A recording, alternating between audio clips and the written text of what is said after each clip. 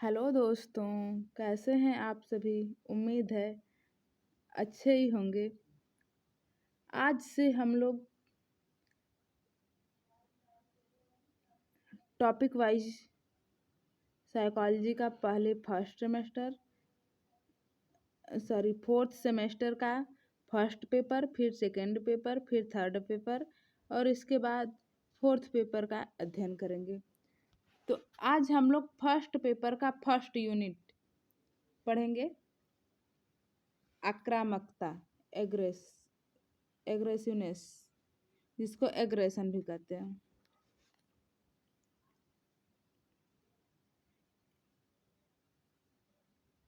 Exam date नज़दीक है, इसलिए हम भी आप लोगों को एक एक यूनिट, एक वीडियो में एक यूनिट कवर करा देंगे और आप लोग बस सुनते रहिए। हम पढ़ाएंगे, हम समझाएंगे, राइटिंग पे मत जाइए आप लोग। आप लोगों को पढ़ना नहीं, आप लोगों को केवल समझना और सुनना है। सुनकर समझ लीजिए, वहीं आप लोगों के लिए बहुत बड़ी बात है और आप लोगों की नैया एग्ज़ाम में पार हो जाएगी। केवल आप लोग सुनते रहिए, समझते रहिए, हम आपको पूरा कवर करा देंगे। आक्रामकता। आक्रामकता एक प्रकार का जटिल व्यवहार है। वर्तमान समय में व्यापक रूप से इसका अध्ययन किया जा रहा है। आज पूरे देश में सामाजिक हिंसा हो रहा है और प्रतिदिन हिंसात्मक घटनाएं बढ़ती जा रही हैं। इन घटनाओं के कारण जन धन का नुकसान हो रहा है। आक्रामकता के कारण व्यक्ति के व्यवहार में परिवर्तन दिखाई देने लगते हैं। इसका व्यापक रूप है, इसके शोध का विषय बन गया है। इसका व्यापक रूप ही इसके शोध का विषय बन गया है। आक्रामकता व्यवहार पर शोध करके, शोध मतलब रिसर्च, इसके कारण और निवारण का उपाय किए जा रहे हैं। यह एक प्रकार का विध्वंसात्मक व्यवहार है। इस संदर्भ में बहुत से मनोवैज्ञानिकों ने अपने अपने विचार प्रस्तुत किए हैं। कहने का तात्पर्य यह है कि यह जो आक्रामकता है, यह एक प्रकार का ऐसा व्यवहार है जो किसी व्यक्ति द्वारा दूसरे व्यक्ति को हानि पहुंचाने के लिए जानबूझकर व्यवहार किया जाता है।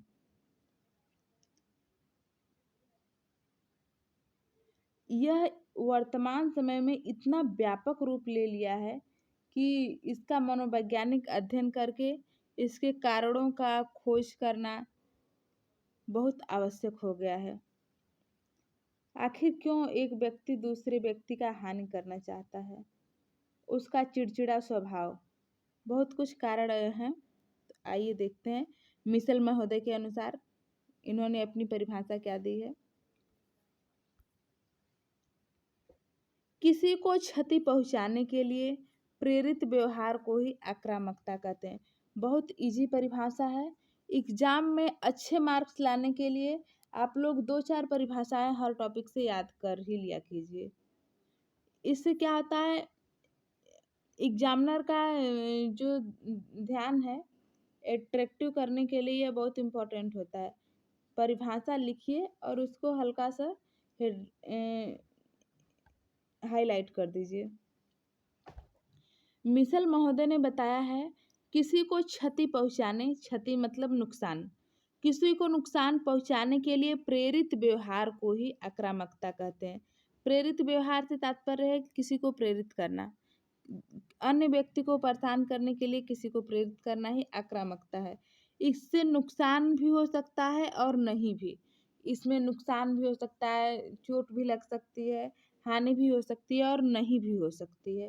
हिलगार्ड महोदय की परिभाषा देखिए, आक्रामकता वह व्यवहार है जिसका उद्देश्य किसी व्यक्ति को शारीरिक एवं मौखिक रूप से चोट पहुंचाना या संपत्ति को नष्ट करना है।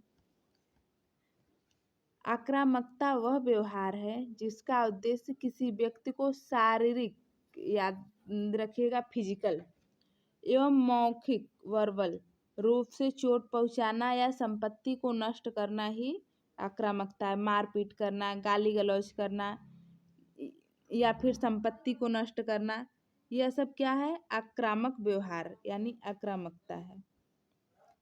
आगे देखिए मायर्स के अनुसार आक्रामकता एक ऐसा शारीरिक या मौखिक व्यवहार है जो किसी को चोट पहुंचाने के उद्देश्य से किया जाता है। तीनों मनोवैज्ञानिकों ने लगभग एक ही जैसी परिभाषाएं दी हैं कि आक्रामकता एक ऐसा व्यवहार है जिसमें शारीरिक या मौखिक रूप से किसी को चोट पहुंचाने के उद्देश्य से किया जाता है। अभी इसके ऊपर वाली परिभाषा देखिए आप, यहाँ पर भी शारीरिक एवं मौखिक रूप से है।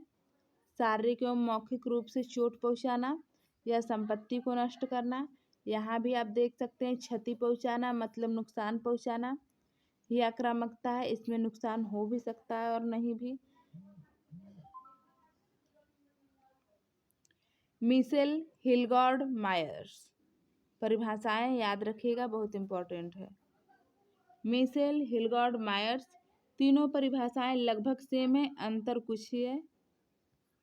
यहाँ पर आप देख सकते हैं किसी को क्षति पहुंचाने के उद्देश्य से किया गया व्यवहार आक्रामकता है, और हिलगार्ड ने कहा है आक्रामकता वह व्यवहार है जिसका उद्देश्य किसी व्यक्ति को शारीरिक एवं मौखिक रूप से चोट पहुंचाना या संपत्ति को नष्ट करना है। देखिए एक ही चीज को बार बार पढ़ने से वो चीजें दिमाग में बैठ जाती हैं और जल्द ही याद हो जाती हैं। तो आप लोग अपने से तो नहीं, लेकिन हम जो पढ़ा रहे हैं उसको ध्यान से पढ़िए, मेरे ख्याल से लाभकारी ही होगा। आक्रामकता एक ऐसा शारीरिक या मौखिक व्यवहार है जो किसी को चोट पहुंचाने के उद्देश्य से किया जाता है। उपरोक्त सभी परिभाषाओं का विश्लेषण करके निम्न निष्कर्ष प्राप्त होते हैं। तीनों परिभाषाओं का मायर्स, हिलगार्ड और मिशेल हिलगार्ड मायर्स तीनों मनोवैज्ञानिकों के परिभाषाओं का विश्लेषण करके यह निष्कर्ष निकाला गया कि आक्रामकता हानिकारक व्यवहार है जिसका उद्देश्य केवल और केवल नुकसान पहुंचाना है। आक्रामकता कभी लाभकारक नहीं होता है, ध्यान रखिएगा। इसका उद्देश्य केवल और केवल एकमात्र उद्देश्य, आप लिख सकते हैं एकमात्र उद्देश्य हानि पहुंचाना है। चाहे हानि हो शारीरिक हो, चाहे संपत्ति को नष्ट करना हो, चाहे वर्बल हो यानी मौखिक हो, किसी भी प्रकार से हो, लेकिन एकमात्र उद्देश्य है हानि पहुंचाना। दूसरा, आज देश में समाज में आक्रामकता किसी न किसी रूप में तांडव मचा रही है, मतलब पूरे देश में व्याप्त है। आगे देखिए, आक्रामकता का प्रदर्शन सक्रिय एवं निष्क्रिय दोनों होता है। यह उद्देश्यपूर्ण होता है क्योंकि यह जानबूझकर, शब्दों पर ध्यान दीजिएगा, जानबूझकर किया जाता है। आक्रामकता गलती से या अनजाने में नहीं होता है, बल्कि यह जानबूझकर एक व्यक्ति द्वारा दूसरे व्यक्ति को परेशान किया जाता है, उसे सताया जाता है, उसके संपत्ति का, उसको फिजिकली या फिर वर्बल इन प्रकार से हानि पहुंचाई जाती है। आक्रामकता से बचने के लिए भी हिंसात्मक प्रवृत्तियां अपनाई जाती हैं। कभी कभी ऐसा भी होता है कि कुछ व्यक्ति आक्रामकता से बचने के लिए हिंसात्मक प्रवृत्तियां अपना लेते हैं। आगे देखिए, वैयक्तिक भिन्नताओं के आधार पर भी आक्रामकता का प्रदर्शन होता है, क्योंकि सभी व्यक्ति एक समान नहीं होते। तो कुछ व्यक्तियों में अन्य व्यक्ति के लिए आक्रामक व्यवहार उत्पन्न हो जाते हैं, रंग, रूप, गुण इत्यादि को लेकर। आक्रामकता के प्रकार, आक्रामकता दो प्रकार की होती है, विद्वेषी आक्रामकता और साधनात्मक आक्रामकता। आक्रामकता दो प्रकार की होती है, विद्वेषी आक्रामकता और साधनात्मक आक्रामकता।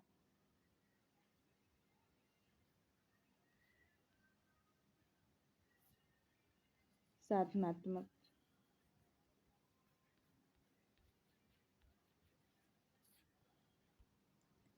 विद्वेषी आक्रामकता देखिए, ऐसी आक्रामकता क्रोध से उत्पन्न होती है। जो विद्वेषी है वो क्रोध से उत्पन्न होती है, जिसका उद्देश्य किसी को क्षति पहुंचाना होता है।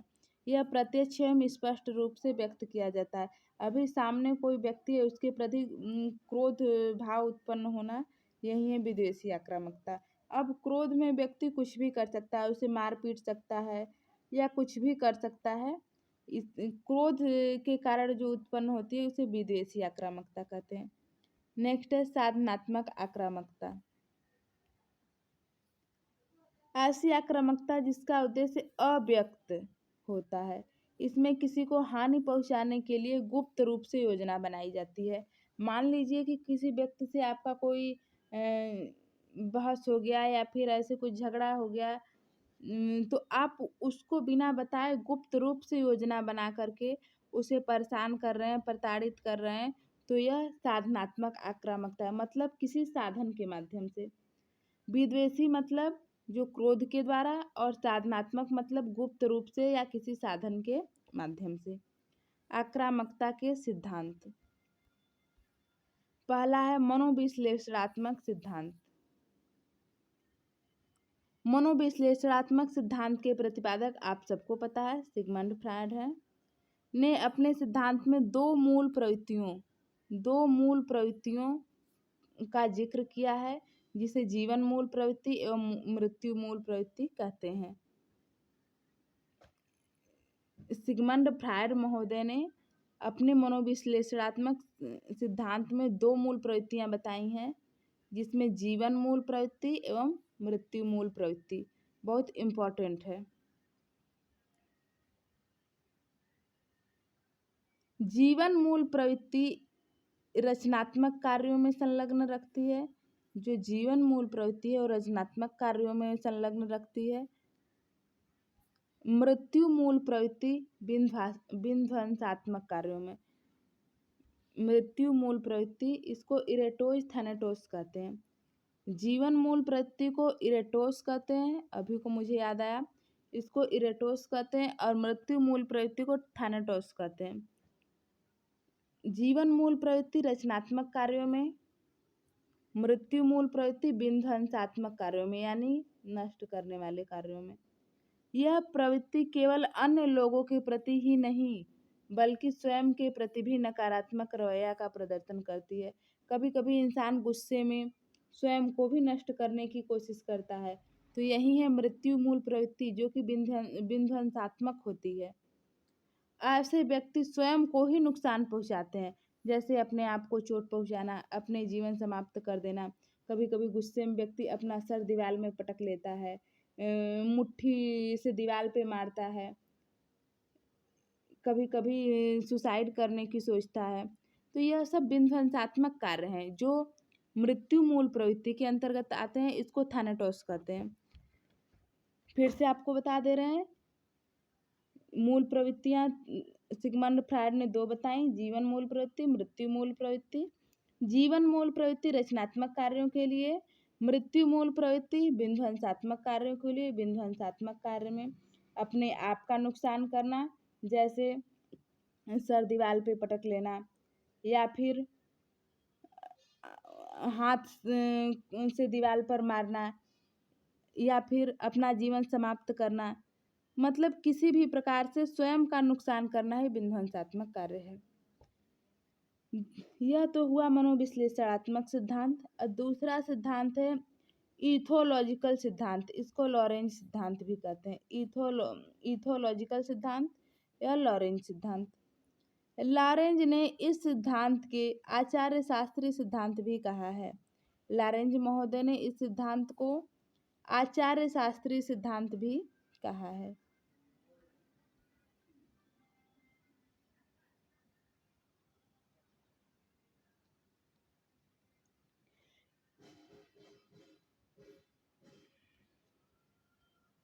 इन्होंने पशुओं में आक्रामकता का निरीक्षण करते हुए मानव आक्रामकता पर विचार प्रस्तुत किया। इनके अनुसार भी आक्रामक व्यवहार के पीछे जन्मजात कारक ही होते हैं, परंतु इनका विचार फ्रायड से अलग है। लॉरेंस महोदय ने बताया कि व्यक्ति का जो आक्रामक व्यवहार है वह जन्मजात होता है, क्योंकि कुछ कुछ बच्चे एकदम सरल और मृदुल स्वभाव के होते हैं और कुछ कुछ बच्चे जो होते हैं बात बात पर चिढ़ जाना, गुस्सा हो जाना, आक्रामक हो जाना, मार पीट देना या फिर ऐसा कुछ वस्तुओं को तोड़ फोड़ देना, यह सब आक्रामक व्यवहार है। तो कुछ बच्चों में आक्रामकता अधिक पाई जाती है, लेकिन यह आक्रामकता का जो गुण है, क्वालिटी है, यह जन्मजात होती है।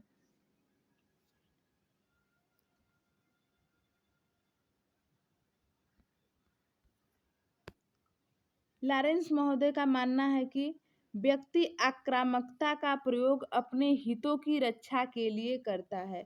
इन्होंने इस प्रवृत्ति को युद्धक मूल प्रवृत्ति का नाम दिया। अब तुरंत रिवाइज कीजिए, इसके पहले हमने कौन सी मूल प्रवृत्ति पढ़ी? जीवन मूल प्रवृत्ति जो रचनात्मक होती है, मृत्यु मूल प्रवृत्ति जो विध्वंसात्मक होती है। लॉरेंस महोदय ने अपने सिद्धांत में, इथोलॉजिकल सिद्धांत में, कौन सी मूल प्रवृत्ति बताई? युद्धक मूल प्रवृत्ति। एग्जाम में लिखने के लिए कुछ कुछ मेन पॉइंट आप दिमाग में रख लीजिए, बाकी का तो अपने से लिखना ही है, लेकिन जो मेन मेन पॉइंट है अगर आप उसको लिखकर हाईलाइट करेंगे तो इससे आपके मार्क्स और अच्छे आते हैं। जैसे बलशाली पशु अपने क्षेत्र से कमजोर पशुओं को मारकर भगा देता है ताकि उनका प्रभाव बना रहे, जैसे आप जंगल में शेर को देख सकते हैं। इसी तथ्य के आधार पर लॉरेंस ने आक्रामकता को स्पष्ट करने का प्रयास किया है। यह प्रक्रिया तब तक जारी रहती है जब तक कि विस्फोट नहीं हो जाता है और व्यक्ति उससे बाहर तब तक नहीं निकल पाता जब तक कि कोई ठोस कारण या परिस्थिति उसके सामने नहीं आ जाती।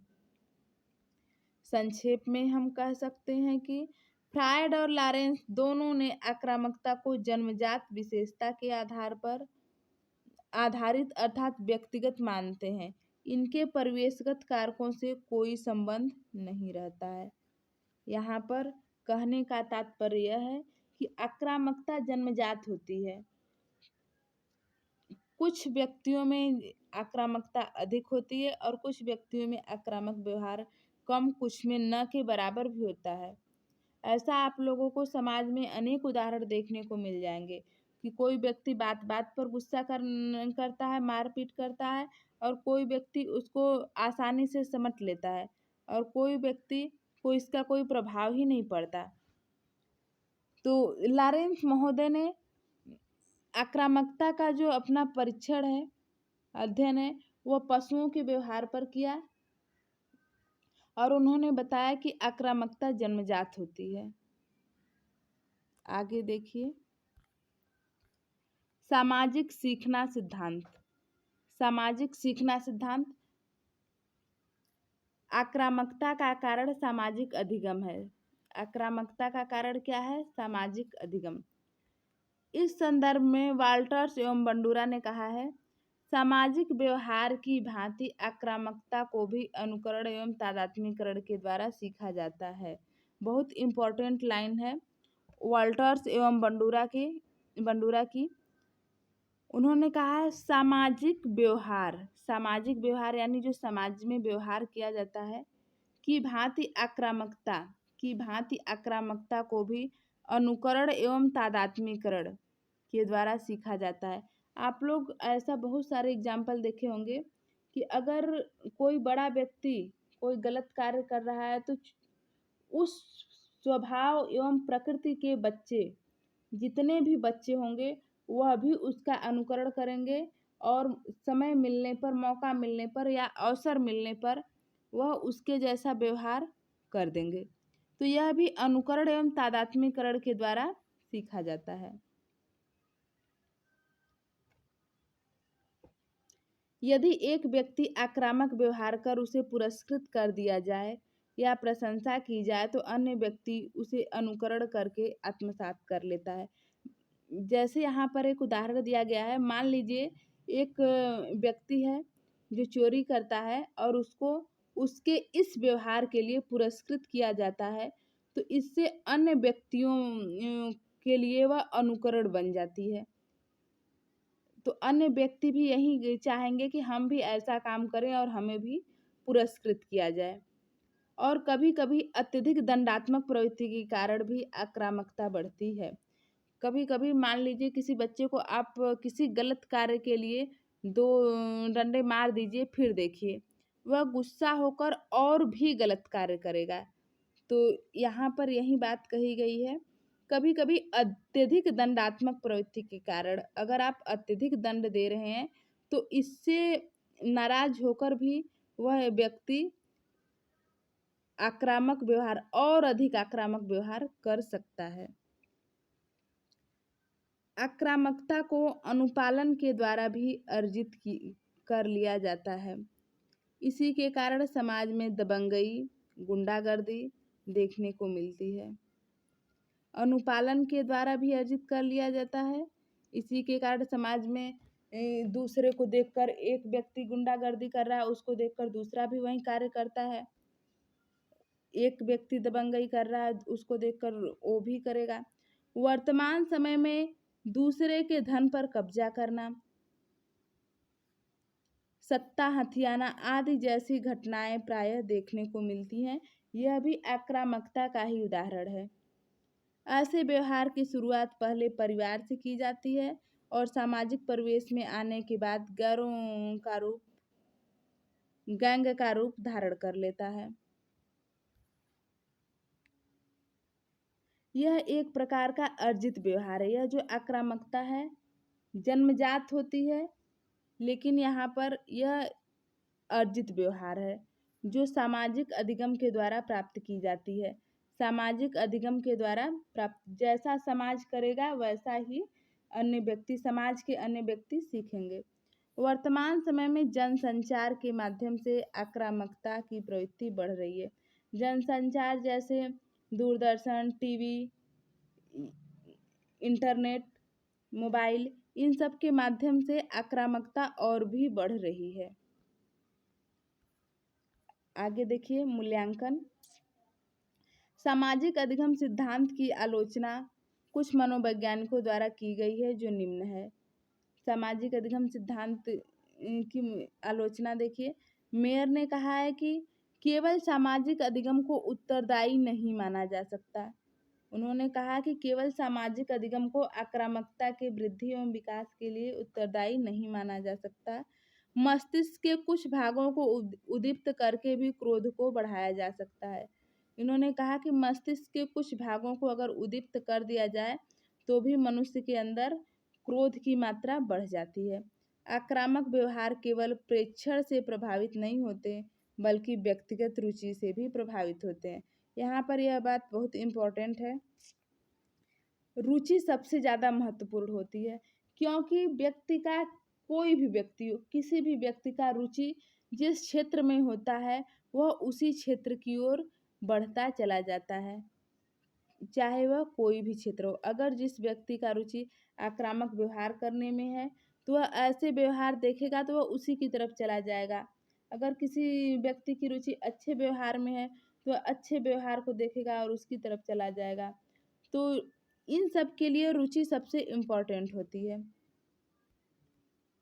हॉर्न्स, जीन्स एवं वर्ग के अनुसार दंड के कारण आक्रामकता नहीं बढ़ती, बल्कि दब्बूपन आ जाता है। इन्होंने कहा है दंड के कारण आक्रामकता नहीं बढ़ती, बल्कि दब्बूपन आ जाता है। मूल प्रवृत्ति सिद्धांत का मूल्यांकन। आधुनिक शोधकर्ताओं ने आक्रामकता को मूल प्रवृत्त्यात्मक व्यवहार मानने पर आपत्ति जताया है। मूल प्रवृत्ति कौन माना है? सिगमंड फ्रायड ने। उन्होंने इस सिद्धांत की आलोचना निम्न तथ्यों के आधार पर की है। मूल प्रवृत्ति को जन्मजात मानना अवैज्ञानिक है। कुछ मनोवैज्ञानिकों ने जो इसका विरोध किया है, आपत्ति जताया है, इन्होंने कहा है कि आक्रामकता को जन्मजात मानना अवैज्ञानिक है, इसका वैज्ञानिक सबूत नहीं है।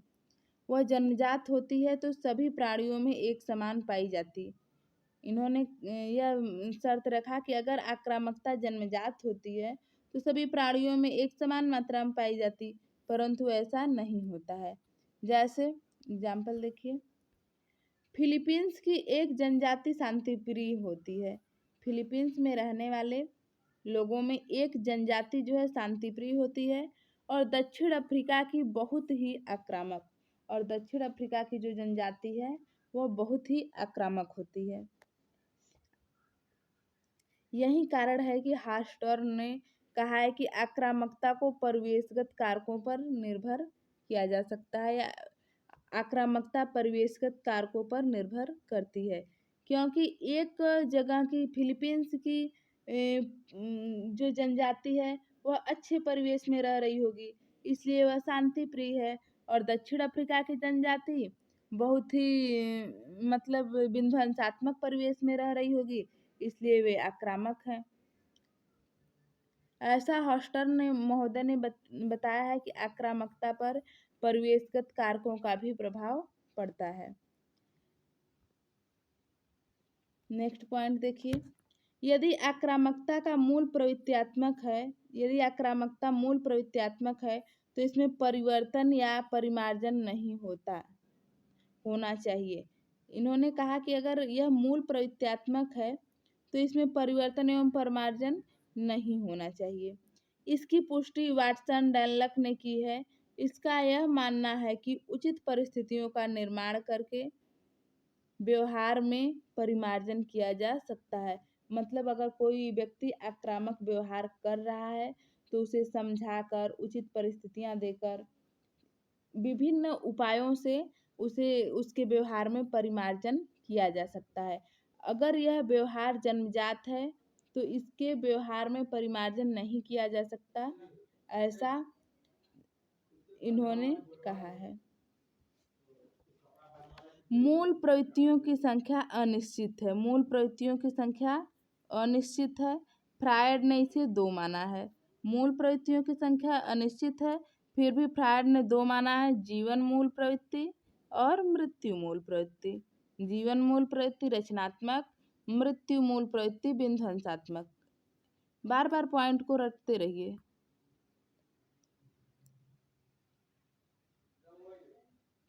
कुओं ने एक प्रयोगात्मक अध्ययन में बिल्ली और चूहे को एक साथ पाला। कुओं ने अपना एक प्रयोगात्मक अध्ययन किया, उसमें बिल्ली और चूहे को एक साथ पाला और देखा कि वे बड़े होकर चूहों को कम मारते हैं, अर्थात आक्रामकता के जन्मजात होने का खंडन हुआ। जब बिल्ली और चूहे को एक साथ पाला गया तो जो बिल्ली थी वह चूहे को कम मारकर खाती थी। इससे यह निष्कर्ष निकला कि अगर आक्रामकता जन्मजात होती तो बिल्ली चूहों को मारकर खा जाती, लेकिन आक्रामकता परिवेशगत कारकों पर निर्भर करती है, इसलिए बिल्ली अब चूहों को मारकर नहीं खाती है। आक्रामकता को पुरस्कार एवं दंड के द्वारा प्रोत्साहित या दमित किया जा सकता है। यह बात 100% सत्य है। अगर आप किसी आक्रामक व्यवहार को पुरस्कृत कर देंगे तो वह तुरंत बढ़ जाएगी, अगर उसे दंडित करते हैं तो वह दमित हो सकती है। आगे देखिए,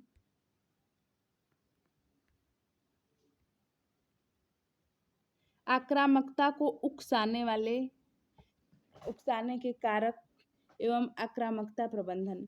कैसे आक्रामकता बढ़ती है यह देखिए। पहला पॉइंट है कुंठा, बहुत इंपॉर्टेंट पॉइंट है।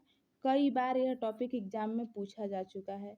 आप प्रीवियस ईयर क्वेश्चन पेपर उठा के देख सकते हैं, नहीं तो हम आपको अभी प्रीवियस ईयर पेपर दिखा देंगे लास्ट में, अभी आप पढ़ लीजिए कि आक्रामकता से कितने क्वेश्चन हर साल हमारे एग्जाम में बनते आए हैं। तो देखिए, आक्रामकता को उकसाने के कारण एवं आक्रामकता प्रबंधन। पहला पॉइंट है कुंठा। पहला क्या है? कुंठा। आक्रामकता को उकसाने में कुंठा की भूमिका महत्वपूर्ण होती है।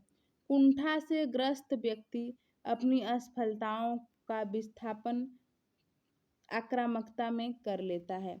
जो व्यक्ति कुंठा से ग्रस्त होता है,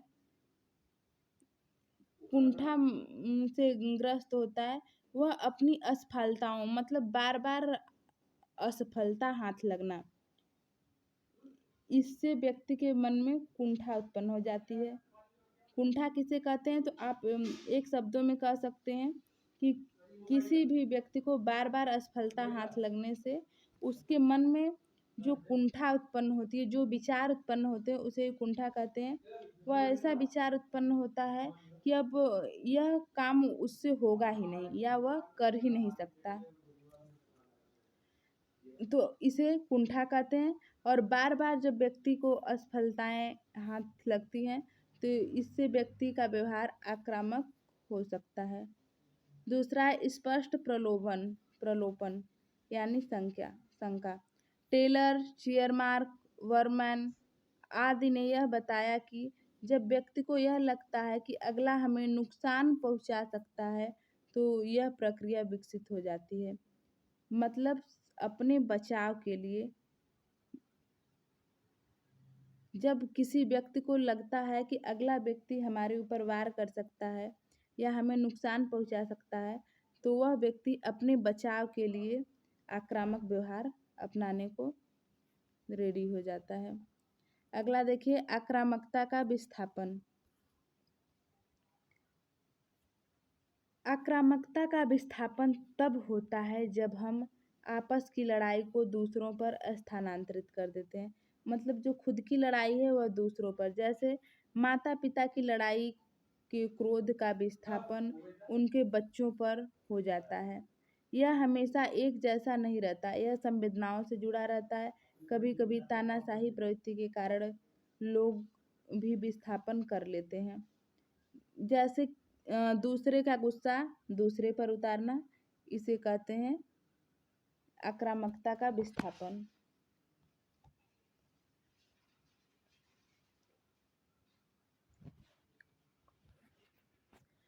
संयम संचार माध्यम। नेक्स्ट है संयम संचार माध्यम।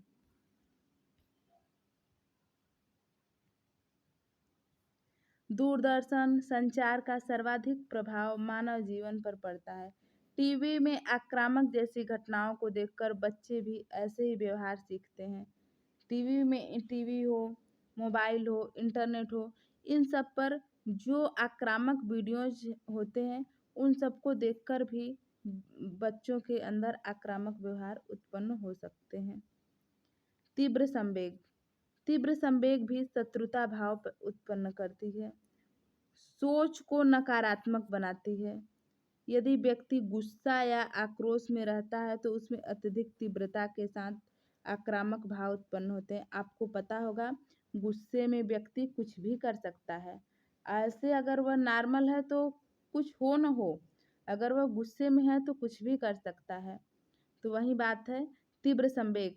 जब व्यक्ति के शरीर में संवेगों की अवस्था बहुत तीव्र होती है तो इससे वह गुस्से या आक्रोश में रहता है और उसमें अत्यधिक तीव्रता के साथ आक्रामक भाव उत्पन्न होते हैं। लैंगिक उद्दोलन एवं आक्रामकता।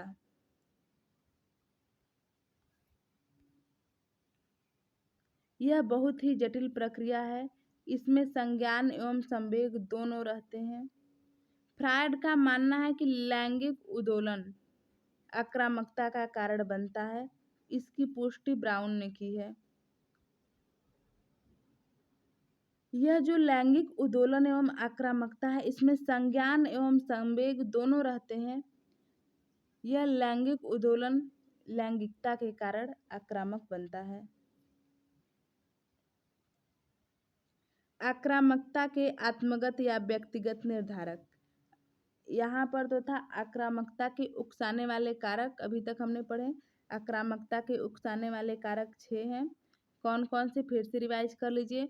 कुंठा, स्पष्ट प्रलोभन, आक्रामकता का विस्थापन, फिर से कुंठा, स्पष्ट प्रलोभन, आक्रामकता का विस्थापन, संयम संचार माध्यम, तीव्र संवेग, लैंगिक उद्दोलन एवं आक्रामकता।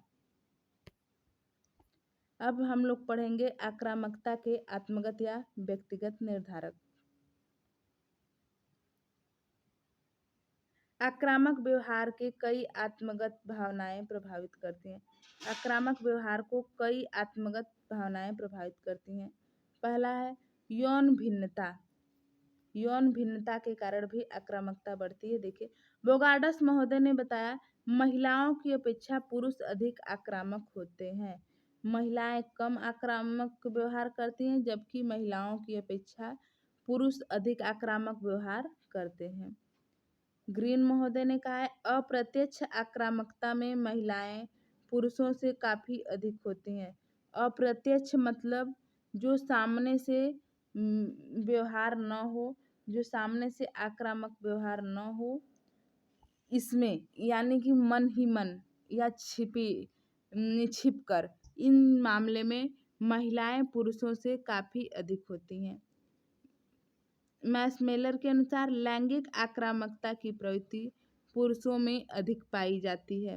मैस्मेलर ने कहा है कि लैंगिक आक्रामकता जो है वो पुरुषों में अधिक पाई जाती है। टाइप ए व्यक्तित्व, हम लोग यहाँ पर अब पढ़ेंगे टाइप ए व्यक्तित्व। पहला था आक्रामकता के आत्मगत या व्यक्तिगत निर्धारक में यौन भिन्नता। दूसरा है टाइप ए व्यक्तित्व।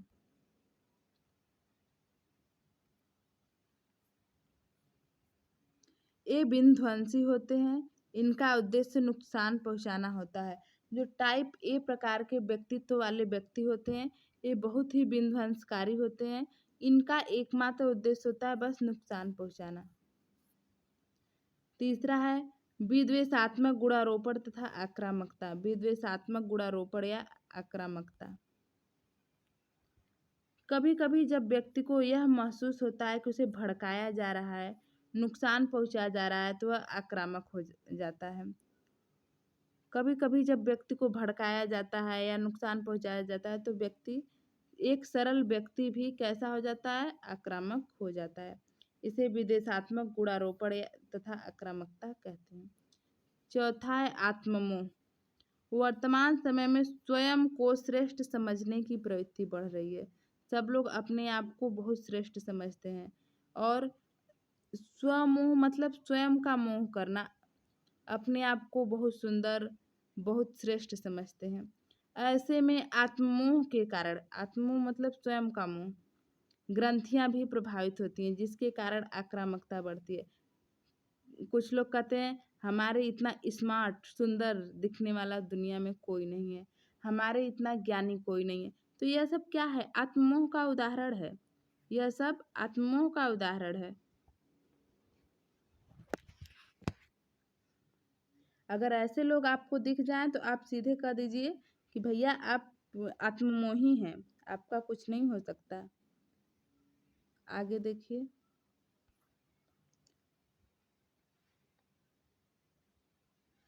आक्रामकता को कम या नियंत्रित करना। आक्रामकता को कम या नियंत्रित कैसे किया जा सकता है? आक्रामकता, हिंसा एवं विध्वंसक व्यवहार को कम करना या नियंत्रित करना ही आक्रामकता प्रबंधन कहलाता है। आक्रामकता प्रबंधन क्या है? तो आक्रामक व्यवहार को कम करना या रोकना या नियंत्रित करना, इसे ही आक्रामकता प्रबंधन कहते हैं।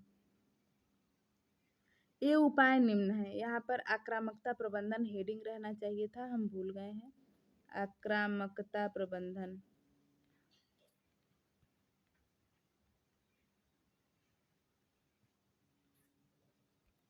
आगे देखिए, आक्रामकता प्रबंधन करने के लिए सबसे पहला उपाय है विवेचन। इसे हाइड्रोलिक मॉडल भी कहा जाता है। इसका समर्थन लॉरेंस तथा फ्रायड ने किया है। लॉरेंस तथा फ्रायड का सिद्धांत आप लोगों ने पढ़ा है। लॉरेंस का इथोलॉजिकल सिद्धांत, फ्रायड का मनोविश्लेषणात्मक सिद्धांत। फ्रायड के सिद्धांत की दो मूल प्रवृत्ति, जीवन मूल प्रवृत्ति, मृत्यु मूल प्रवृत्ति। तो देखिए यहाँ पर इनका यह मानना है कि यदि आक्रामक ऊर्जा को व्यक्त करने का अवसर मिल जाए तो क्रोध का प्रभाव कम हो जाता है। इसे ही आक्रामकता न्यूनीकरण या हाइड्रोलिक मॉडल कहते हैं। मतलब यदि कोई व्यक्ति गुस्से में है और वह, आपको पता है गुस्से में कोई भी काम करेगा तो बहुत ही तीव्रता के साथ कर सकता है, तो उसके इस गुस्से का फायदा उठाकर आप कुछ अच्छा कार्य करवाइए, न कि कुछ बुरा या आक्रामक कार्य। अगर आप बुरे कार्य या आक्रामक व्यवहार करवाएंगे तो इससे वह नुकसानदायक होगा। यदि आप कुछ अच्छा कार्य करवाएंगे तो वह लाभदायक हो सकता है। तो इससे आक्रामकता न्यूनीकरण यानी आक्रामक व्यवहार कम हो सकता है। अगला पॉइंट, सामाजिक अधिगम। ह्यूजमैन के अनुसार यदि सामाजिक अधिगम के द्वारा वांछनीय व्यवहार को सिखाया जाए तो अवांछनीय व्यवहार दूर हो सकता है। यदि सामाजिक अधिगम के द्वारा, जो सामाजिक अधिगम समाज में अधिगम समाज के व्यक्तियों द्वारा लोग सीखते हैं, उसमें अगर वांछनीय व्यवहार सिखाया जाए तो अवांछनीय व्यवहार दूर हो सकता है। मतलब अच्छे विचार, अच्छे व्यवहार सिखाया जाए तो बुरे विचार और बुरे व्यवहार अपने आप दूर हो जाएंगे। प्रतिकार की भावना, प्रतिकार मतलब बदले की भावना। यदि आक्रामक या हिंसा करने वाले व्यक्ति अपने व्यवहार पर नियंत्रण कर ले तो आक्रामकता दूर हो सकती है। इसकी पुष्टि रैथस्महोल्ट ने की है। कहने का तात्पर्य है कि यदि आक्रामक या हिंसा करने वाले व्यक्ति स्वयं पर कंट्रोल कर लें, अगर स्वयं पर कंट्रोल कर लेंगे तो फिर हिंसात्मक व्यवहार नहीं करेंगे, तो इससे आक्रामकता कम हो सकती है। नेक्स्ट पॉइंट देखिए, दंड की व्यवस्था। आप आक्रामक व्यवहार करने वालों के लिए उचित दंड की व्यवस्था कीजिए। जो आक्रामक व्यवहार करता है उसे दंड दीजिए और जो अच्छे व्यवहार करते हैं उन्हें पुरस्कृत कीजिए। देखिए आपके समाज में नया परिवर्तन हो जाएगा। पुनरावृत्ति, ब्राउन। यदि अच्छे कार्य व्यवहार की पुनरावृत्ति की जाए तो आक्रामकता में कमी आती है।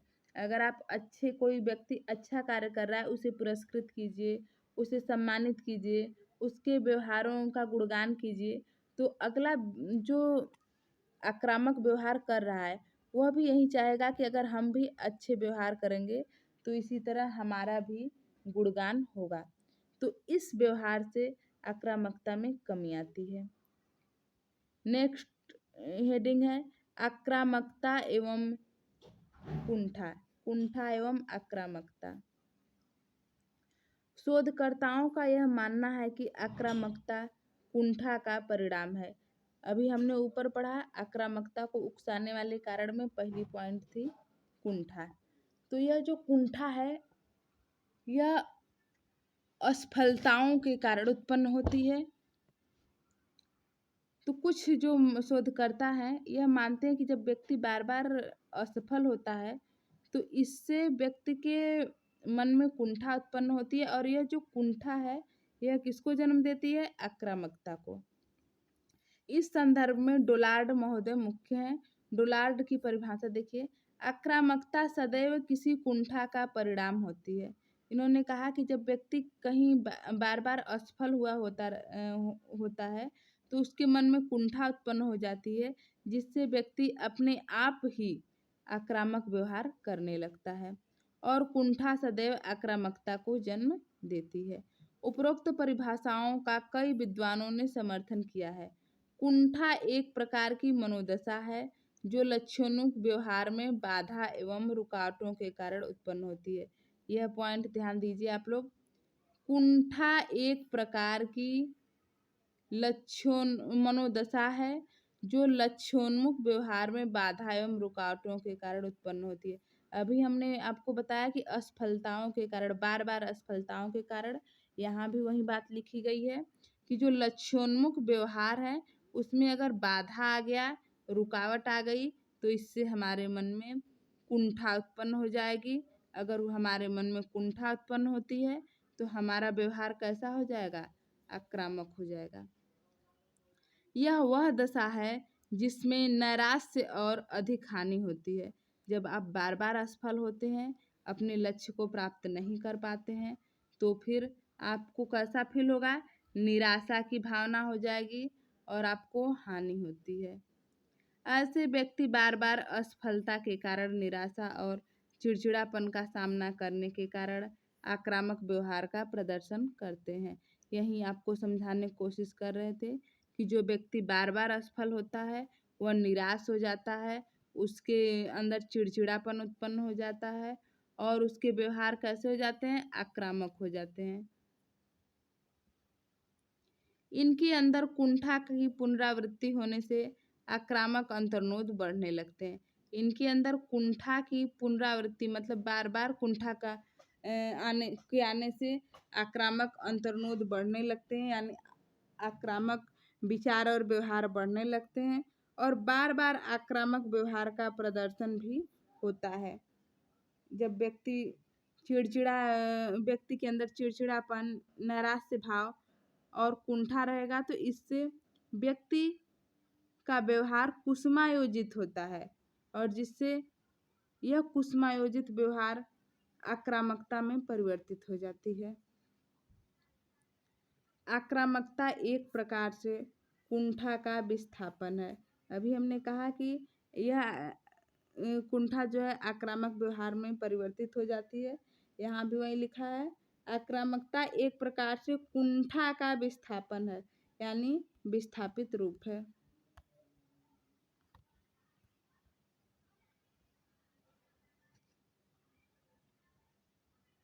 आक्रामकता व्यवहार की व्याख्या के लिए कुंठा की परिकल्पना प्रासंगिक लगती है। आधुनिक शोधकर्ताओं ने कहा है कि आक्रामकता व्यवहार की व्याख्या के लिए यह जो कुंठा की परिकल्पना है यह बहुत ही प्रासंगिक लगती है, परंतु यह भी पूर्णतः सत्य नहीं है। इसमें भी कमियां पाई गई हैं। इसमें जो कमियां पाई गई हैं कुंठा वाले में, उसमें देखिए, कुंठा की दशा में सदैव आक्रामकता का प्रदर्शन होगा, यह सत्य नहीं है। व्यक्ति के अंदर चिड़चिड़ापन है, वह कुंठा है, वह नैराश्य भाव में जी रहा है, तो जरूरी नहीं है कि उसका व्यवहार आक्रामक ही हो, यह जरूरी नहीं है। दूसरा, कुंठा आक्रामकता का एक कारण है, परंतु यही कारण एकमात्र कारण नहीं है। कुंठा जो है आक्रामकता का एक कारण है, लेकिन और भी आक्रामकता के और भी बहुत कारण हैं, केवल यही एकमात्र कारण नहीं है। डर कुंठा आक्रामकता को जन्म देती है। डर जो है वह कुंठा और आक्रामकता को जन्म देती है।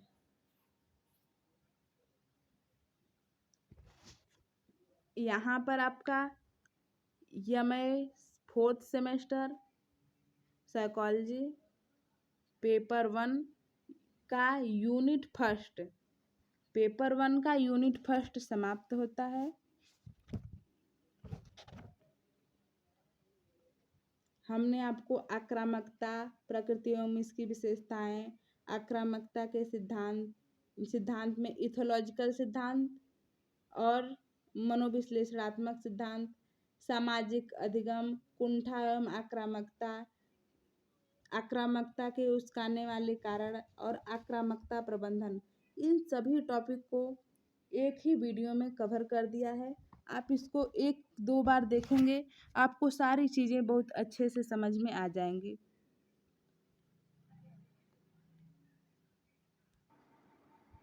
मैंने आपको 1 घंटे से भी कम समय में एक यूनिट कवर करा दिया है। अब देखिए कुछ प्रीवियस ईयर क्वेश्चन। यमई 4th सेमेस्टर परीक्षा 2019 मनोविज्ञान अनुप्रयुक्त समाज मनोविज्ञान। देखिए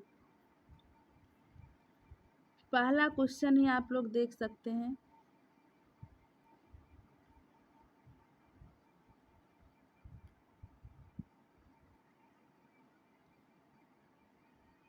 आक्रामकता की विशेषताएं, सामाजिक अधिगम, कुंठा और आक्रामकता, 3 क्वेश्चन लगातार। आगे देखिए,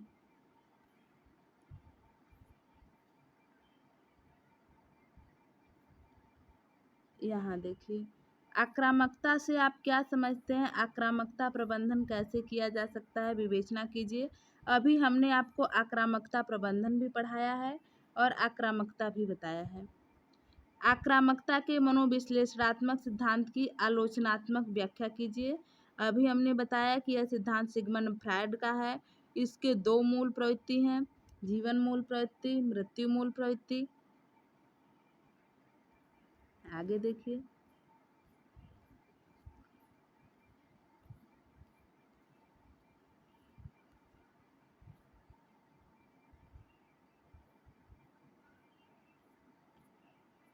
दो 2020 के क्वेश्चन पेपर में देखिए,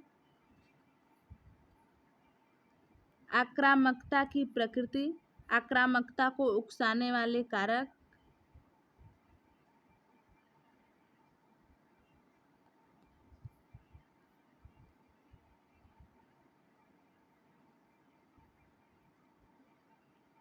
अभी हमने आक्रामकता के कुंठा एवं आक्रामकता सिद्धांत की आलोचनात्मक व्याख्या। आक्रामकता से आप क्या समझते हैं? आक्रामकता के सामाजिक सीखना सिद्धांत की व्याख्या।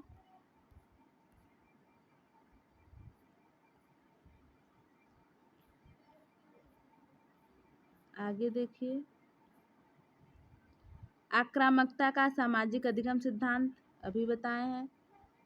आक्रामकता प्रबंधन, कुंठा एवं आक्रामकता। देखिए किसने क्वेश्चन आए हैं यूनिट फर्स्ट से। आक्रामकता क्या है? इसके उकसाने के कारणों, जो आपको बताया ना, उकसाने के कारण बहुत बार पूछे गए हैं। उकसाने के कारणों की विवेचना कीजिए।